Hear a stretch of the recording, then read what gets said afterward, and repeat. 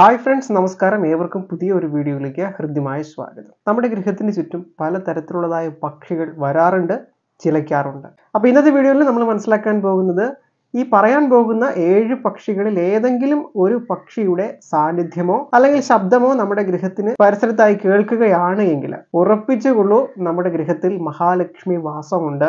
നമ്മുടെ ഗൃഹം സാമ്പത്തികമായും ആരോഗ്യപരമായും ഉന്നതിയിലേക്ക് എത്താൻ പോവുകയാണ് എന്നുള്ളതിന്റെ സൂചനയാണത്. ഏതൊക്കെയാണ് ആ 7 പക്ഷികൾ? ഈ പക്ഷികളുടെ സാന്നിധ്യം കൊണ്ട് നമ്മുടെ ഗൃഹത്തിന് കൈവരാൻ പോകുന്ന സൗഭാഗ്യം എന്താണ്? തുടങ്ങിയ കാര്യത്തെക്കുറിച്ചാണ് ഇന്നത്തെ വീഡിയോയിൽ നമ്മൾ മനസ്സിലാക്കാൻ പോകുന്നത്. ഏവർക്കും പുതിയൊരു വീഡിയോയിലേക്ക് ഹൃദ്യമായ സ്വാഗതം. ഇതുപോലുള്ള കൂടുതൽ അറിവുകൾ നിങ്ങളിലേക്ക് എത്താൻ ആഗ്രഹിക്കുന്നുവെങ്കിൽ നമ്മുടെ ഒരു ചാനൽ ഇപ്പോൾ ഒന്ന് സബ്സ്ക്രൈബ് ചെയ്ത് വെക്കുക. തുടർന്ന് ഒരു ബെലൈക്കൺ കൂടി നിങ്ങൾ ഇനേബിൾ ചെയ്ത് വെക്കുക. അങ്ങനെയെങ്കിൽ അപ്ലോഡ് ചെയ്യുന്ന എല്ലാ വീഡിയോകളും സമയോചിതമായിട്ട് നിങ്ങളുടെ ഫോണിലേക്ക് നോട്ടിഫിക്കേഷൻ ആയിട്ട് വരുന്നതാണ്. നമ്മുടെ ഗൃഹത്തിലേക്ക് സൗഭാഗ്യം കൊണ്ടുവരുന്ന പക്ഷികളിൽ അല്ലെങ്കിൽ നമ്മുടെ ഗൃഹത്തിൽ ലക്ഷ്മി ചൈതന്യമുണ്ട് എന്ന് നമ്മളോട് സംവദിക്കുന്ന പക്ഷി ഗണങ്ങളിൽ ആദ്യത്തെ പക്ഷി എന്ന് പറയുന്നത് കുരുവിയാണ്. നമ്മുടെ ഗൃഹത്തിൽ കുരുവി കൂടുകൂട്ടുന്നത് അത്യധികം ശോഭനമാണ്. മാത്രമല്ല, കുരുവിയുടെ പ്രസൻസ് പോലും നമ്മുടെ ഗൃഹത്തിലേക്ക് ഉണ്ടാവുകയാണ് എങ്കിൽ ആ ഒരു കാലയളവിൽ ശുഭകരമായ ഒട്ടേറെ സംഭവങ്ങൾ നമ്മുടെ ഗൃഹത്തിൽ അരങ്ങേറും എന്നുള്ളതാണ്. വിവാഹം തുടങ്ങി മംഗളകരമായ കാര്യങ്ങൾ നമ്മുടെ ഗൃഹത്തിൽ ആ ഒരു കാലയളവിൽ ഉണ്ടാകും. സന്താന സൗഭാഗ്യം പോലെയുള്ള മഹാസൗഭാഗ്യങ്ങൾ പോലും ആ ഒരു ഗൃഹത്തിലേക്ക് കൈവരും എന്നുള്ളതാണ്. ഈ ഒരു കുരുവി എന്ന് പറയുന്ന പക്ഷി അങ്ങനെ എല്ലാ ഗൃഹത്തിലേക്കൊന്നും കടന്നില്ല.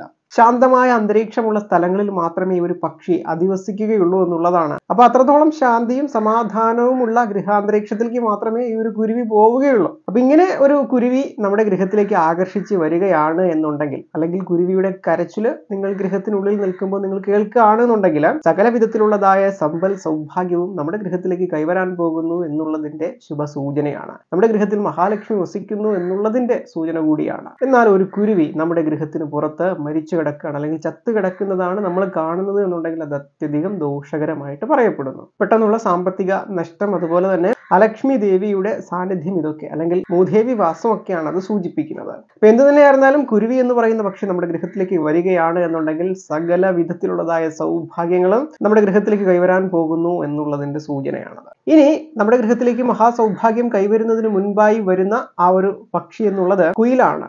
കുയിൽ നമ്മുടെ ഗൃഹത്തിലേക്ക് കടന്നു വരുന്നത് അല്ലെങ്കിൽ നമ്മുടെ ഗൃഹത്തിൽ വന്നിരിക്കുന്നത് അത്യധികം ശുഭകരമാണ്, ശോഭനമാണ്. മാത്രവുമല്ല, കുയിലിന്റെ ആ ഒരു കൂവൽ നമ്മൾ ഗൃഹത്തിൽ നിൽക്കുമ്പോൾ കേൾക്കാൻ ഇടവരുന്നത് പോലും ലക്ഷ്മി സാന്നിധ്യം നമ്മുടെ ഗൃഹത്തിലേക്ക് ഉണ്ടാകുന്നു എന്നുള്ളതിന്റെ സൂചനയാണ്. ഇത്തരത്തിൽ കുയിലുകൾ നിരന്തരമായി നിങ്ങളുടെ തൊടിയിലേക്കോ നിങ്ങളുടെ ഗൃഹത്തിലേക്കോ കടന്നു വരികയാണ് എങ്കിലോ ഉറപ്പിച്ചോളൂ, സൗഭാഗ്യങ്ങൾ പല രീതിയിൽ നിങ്ങളെ തേടി വരുന്നതാണ്. അത് സാമ്പത്തികമായിട്ടായിരിക്കാം, സാമൂഹികമായിട്ടായിരിക്കാം, ബന്ധങ്ങളിലൂടെ ആയിരിക്കാം.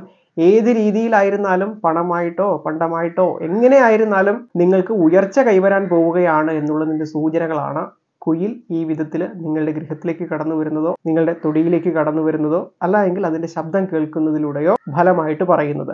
മൂന്നാമത്തെ പക്ഷി എന്ന് പറയുന്നത് പ്രാവാണ്. പ്രാവ് നമ്മുടെ ഗൃഹത്തിലേക്ക് നിരന്തരം വരികയാണ്. അത് നമ്മുടെ ഗൃഹത്തിൽ വന്ന് പരിസരത്തുള്ള ധാന്യങ്ങളൊക്കെ കൊത്തിപ്പറക്കി തിന്നതിന് ശേഷം മടങ്ങി പോവുകയാണ് എങ്കിൽ അത് അത്യധികം ശുഭകരമാണ്. നമ്മുടെ ഗൃഹത്തിൽ മഹാലക്ഷ്മി വസിക്കുന്നു എന്നുള്ളതിന്റെ ആ ഒരു സൂചനയാണ് പ്രാവുകൾ ഈ വിധത്തിൽ എവിടെ നിന്നൊന്നും അറിയില്ല പറന്നു വന്ന് നമ്മുടെ ഗൃഹത്തിൽ ധാന്യങ്ങൾ കൊത്തിപ്പെറുക്കി മടങ്ങുകയാണ് എങ്കിൽ അതിലൂടെ ഫലം പറയുന്നത്.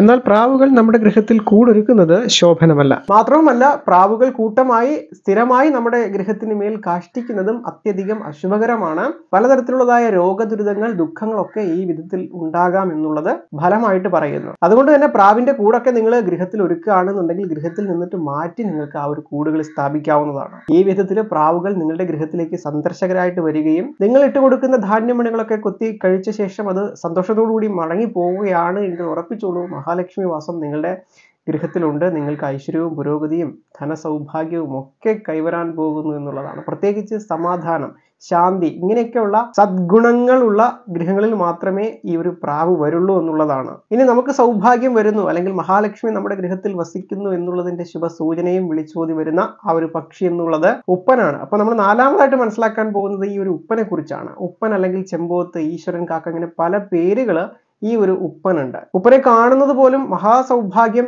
നമുക്ക് നേടിത്തരും എന്നുള്ളതാണ്. മഹാലക്ഷ്മി ദേവിയുടെ അനുഗ്രഹ കടാക്ഷം നമ്മളിൽ ഏറ്റു എന്നുള്ളതിന്റെ സൂചന നമുക്ക് നൽകുന്ന വളരെ പ്രധാനപ്പെട്ട അതിദിവ്യമായ ഒരു പക്ഷിയാണ് ഈശ്വരൻ കാക്ക. നമ്മൾ ഏതെങ്കിലും ഒരു കാര്യത്തിന് ഇറങ്ങി പുറപ്പെടുമ്പോൾ തന്നെ ഉപ്പൻ ചിലക്കുകയാണ് എന്നുണ്ടെങ്കിൽ ആ ഒരു ശബ്ദം കേൾക്കുന്നത് പോലും ഐശ്വര്യകരമായിട്ടാണ് കരുതപ്പെടുന്നത്.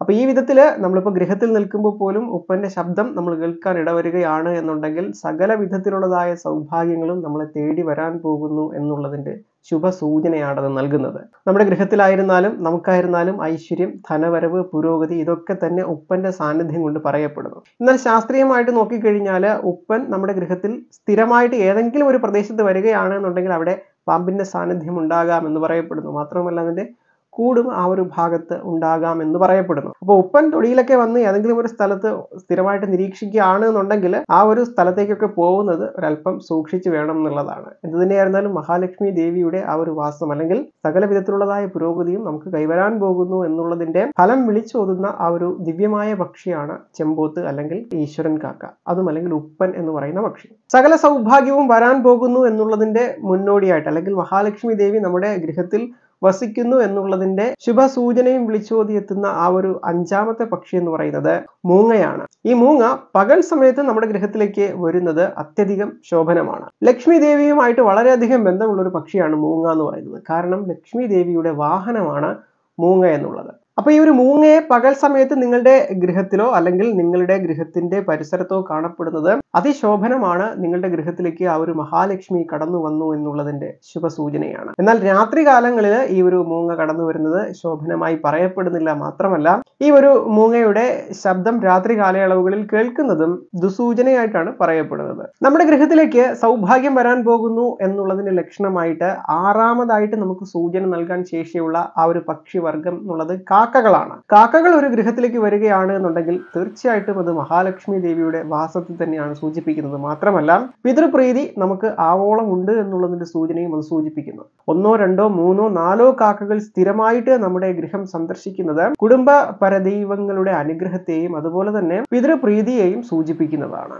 സകല വിധത്തിലുള്ളതായ സൗഭാഗ്യങ്ങളും ധനവും പദവിയും ഒക്കെ കൈവരാൻ പോകുന്നു എന്നുള്ളതിന്റെ സൂചനയും ഇത് സൂചിപ്പിക്കുന്നുണ്ട്. മാത്രമല്ല ഈ കാക്കകൾക്ക് നമ്മൾ ദിനവും അരിയോ ഭക്ഷണമോ നൽകുകയാണ് എങ്കിൽ, സാത്വികമായ ആഹാരം നൽകുകയാണ് എങ്കിൽ അത് സാത്വികമായ ഫലം നമുക്ക് നേടിത്തരും എന്നുള്ളതാണ്. എന്നാൽ ഇങ്ങനെയൊക്കെ ആണെങ്കിലും കാക്കകൾ കൂട്ടമായിട്ട് നമ്മുടെ ഗൃഹത്തിലേക്ക് കടന്നു വരുന്നതും ഈ വിധത്തിൽ കരയുകയും ചെയ്യുന്നത് അശുഭകരമായിട്ട് തന്നെയാണ് കണക്കാക്കപ്പെടുന്നത്. നമുക്ക് ഐശ്വര്യവും പുരോഗതിയും വരാൻ പോകുന്നു എന്നുള്ളതിന്റെ സൂചനയായിട്ട് നമ്മുടെ ഗൃഹത്തിലേക്ക് കടന്നു വരുന്ന ഏഴാമത്തേതും അവസാനത്തേതുമായിട്ടുള്ള ആ ഒരു പക്ഷിയാണ് മയിൽ എന്നുള്ളത്. മയിൽ നമുക്കറിയാം സുബ്രഹ്മണ്യ സ്വാമിയുടെ വാഹനമാണ്. സുഖവും സമൃദ്ധിയും ഐശ്വര്യവും നമ്മുടെ ഗൃഹത്തിലേക്ക് കൈവരാൻ പോകുന്നു എന്നുള്ളതിന്റെ സൂചനയാണ് മയിലുകൾ ഈ വിധത്തിൽ നമ്മുടെ ഗൃഹത്തിലേക്ക് കടന്നു വന്നാലുള്ള ഫലമായിട്ട് പറയപ്പെടുന്നത്. മയിലുകൾ നമ്മുടെ ഗൃഹത്തിന്റെ മുകളിലേക്ക് വന്ന് ഇറങ്ങുകയാണ് അല്ലെങ്കിൽ നമ്മുടെ ഗൃഹത്തിന് മുകളിൽ നിൽക്കുകയാണെന്നുണ്ടെങ്കിൽ സൗഭാഗ്യത്തിന്റെ കൊടുമുടിയിലേക്ക് നമ്മുടെ ഗൃഹം ഉയരാൻ പോവുകയാണ് എന്നുള്ളതിന്റെ ആ ഒരു ശുഭകരമായ സൂചനയാണെന്ന് സൂചിപ്പിക്കുന്നത്. മഹാസൗഭാഗ്യം ഈ ഒരു കാലയളവിൽ നമുക്ക് കൈവരും എന്നുള്ളതാണ്. മയിലുകൾ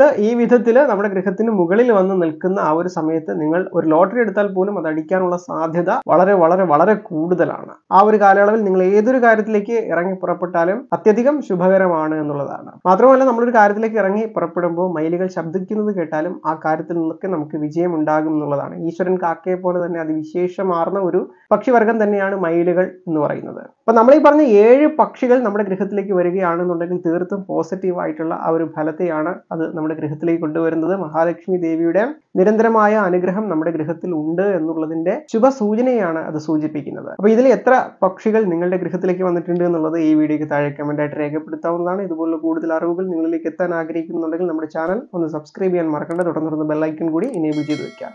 അപ്പോൾ നമ്മുടെ ചാനലിൽ അപ്ലോഡ് ചെയ്തിട്ടുള്ള മറ്റ് വീഡിയോകൾ കൂടി കാണുക. അടുത്ത വീഡിയോയിൽ പുതിയ അറിവുമായി കണ്ടുമുട്ടാം. എല്ലാവർക്കും നന്ദി, നമസ്കാരം.